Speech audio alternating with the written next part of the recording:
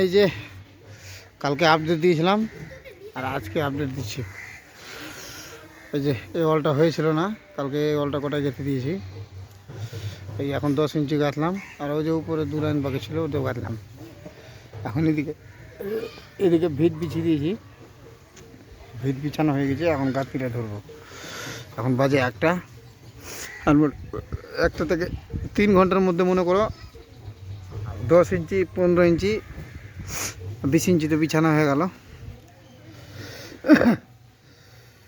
1200 15 1500 মতো, 1500-1600 মতন ইট করে কাটবো এখন। কালকে গেঁথেছিলাম এটা কোটায়। এই যখন একটা গেট আছে দেখালাম কাজ। এই যে দেখো,